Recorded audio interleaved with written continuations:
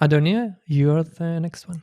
Okay, so the link I found is sort of related to Berlin because all of us are based in Berlin. And it's the post is named, "What was your fuck the city moment?" Let's admit it, it happened to all of us. When did Berlin grind your gears the hardest? And the first comment really got to me because I think that this is something that has happened to almost everyone in Berlin. So 3 days after landing in Berlin, someone on the U1 puked on me. I rode from Schlesische Tor to Wilhelmsdorfstraße with puke running down my leg. And then somebody's commenting back, "Welcome to Berlin." The fun part about this is I live on Wilhelmsdorfstraße. Yeah. Oh. It's like if you don't live here, maybe it doesn't sound like, maybe it sounds funny, but this is very a common situation, not throw puke, but I mean very close to that, you know. Right now, when I came here, someone peed on the elevator because I have to use the elevator, so you had peed all over the place. Oh my gosh. And we had like women with children with carriages and this stuff stepping on it, and then it's like U7 in Berlin is legendary for the things you can see. If you haven't seen anything weird on U7 when you're riding at least once, you're not a normal person, and maybe you are the weirdo. Yeah, quite possible. Yeah, Yeah. my favorite was I saw a naked person on the U-Bahn. nice. Yeah. Yeah. Tell me something more. I'm not We impressed. want more details. Well, it was Was like he juggling at the same time? I have a series of questions. Man, woman, how dirty was he? See? What did she or he do something with something? no, like it was a woman. I think that she was like, Wait. Okay, continue. yeah, okay. Yeah, I just loaded the image. She was maybe in her 50s, like really chubby with kind of like white sticky hair, and she just looked really disoriented. You know, Ah, it was the sort of thing where she was just like looking around, and she literally just stayed for one stop and got off. yeah, maybe she said in her mind, did I forget something? Quite possible. But 50s is young, right? She's quite young. Yeah, you could say so. But I mean, like, she did look really run down, you know. I think that she was probably on something, you know, that sort of thing. Like half of the city. Yeah. Yeah. But, you know, the funny thing is, it was during the day. It was like, I think 12 p.m. or something of the Yeah, sort. she didn't know if it was day or night. Yeah, it was just, okay, you know, this happened. Beautiful. I work very close to Warschauer Straße. Mm-hmm. And sometimes if you are coming back on a weekend or, or a Friday, or even going to work on Monday morning, sometimes you see people in their leather clothes coming back from Barkheim. Mm-hmm. Mm-hmm. And that is something out of this world for me. So sometimes the way people look, because they are in such a different zone. Yeah. Whereas you, who is a person who is going to work. And Berheim is a club, one of the biggest nightclubs in Berlin, and very famous worldwide. Yeah, very famous for its queues.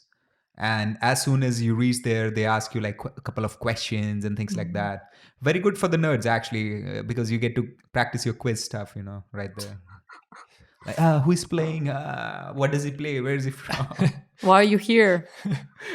God, if I know why I'm here. So do you have any...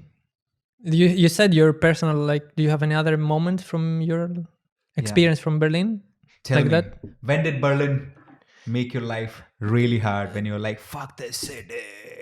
I think that was when I was on the S-Bahn from Warschauer Straße. Again, yes. U-Bahn and metro station. U-Bahn Yes. and S-Bahn This is the thing. is where all the romance with the city happens Yeah. for everybody. And there was like, it was about 2 a.m. So yeah, it was kind of late. And this old guy just like stood up and he went on the door right next to me, took his pants down and started peeing. And that was when I was thinking, I'm done with Berlin. Yeah, and he wrote on the wall, "Welcome."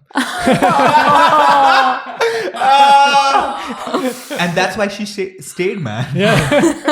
Now, Still It here. was like Yes, so nice and the weird at the same time. So Berliner.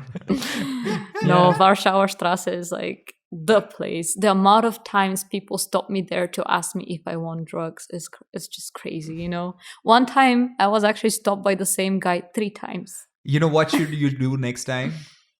I have some. Do you want to buy some? What are you selling? I'm selling crystal meth. Fucker, do you want something? Otherwise, I stop disturbing me. I'd love to try this out actually. Maybe tonight's gonna be the night. yeah. And now, do you have? I've had like really good times. One of the things which has been really weird for me on S-Bahn, because I also take S-Bahn to reach home. And a couple of times while coming back from a party or coming back super late, I have slept on the S-Bahn and gone to Spandau, which is like another fucking city in outskirts of Berlin for most of the people. Yes. And I've gone to Spandau 6 times unwillingly.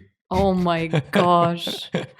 And then I wake up or somebody else wakes me up and then I just wait there for like half an hour to catch one more S-Bahn back to Berlin The next where I day. live. And this has happened to me like 4 or 5 times. And then the most fun part out of this is I've heard so many people doing this, but they always get robbed at the end of it.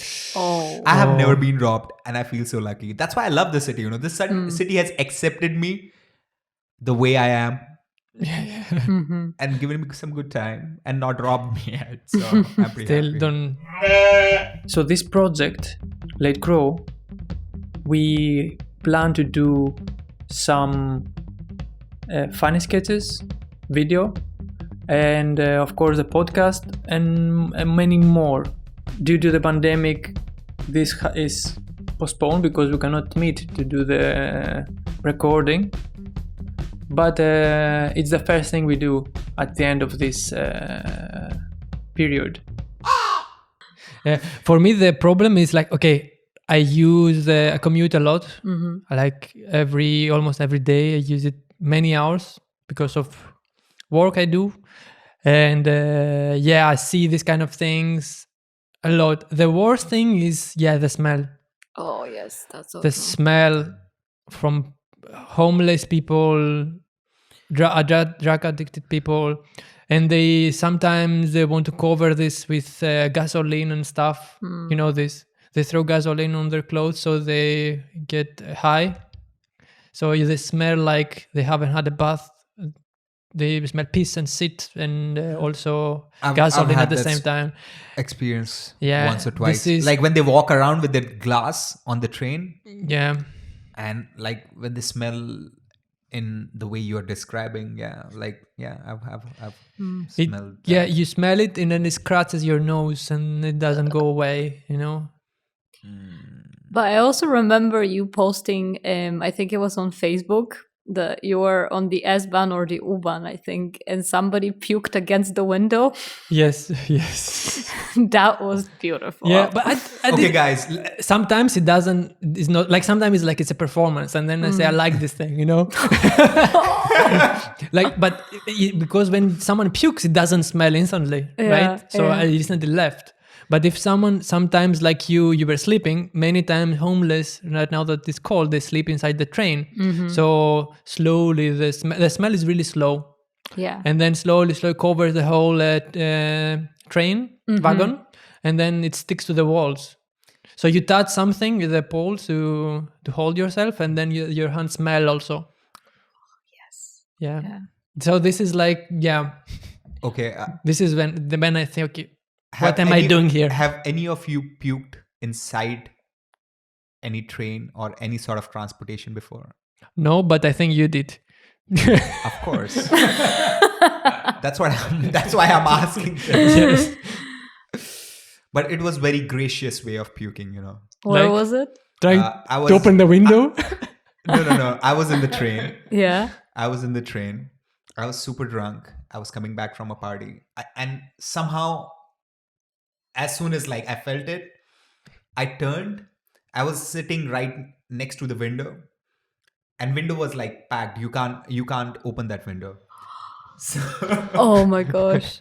He was this guy. Yeah, that's what I was going to say, Miltos. Maybe you saw him.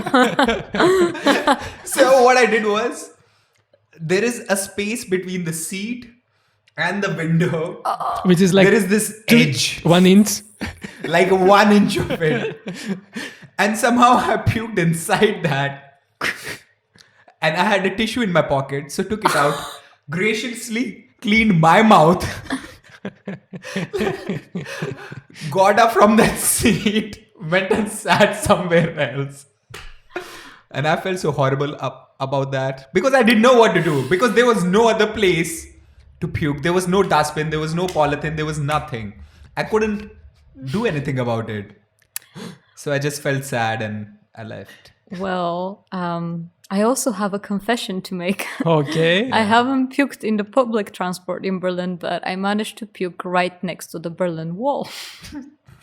I was like with some friends. I was really drunk, and we were in a bar near Kreuzberg, I think, and we were just going direction Tresor, and you have to puke somewhere, yeah, and it was right next to the wall, and I was just thinking, okay, the irony is really big. That's why they decided to break the wall. Yeah. No. Too many people are puking in here. No, that was a statement, right? Yeah. Okay, this is the end of part 2. And if you liked it, keep watching. And if you did and you're a nice person, you can still keep watching and enjoy part 3. Go on.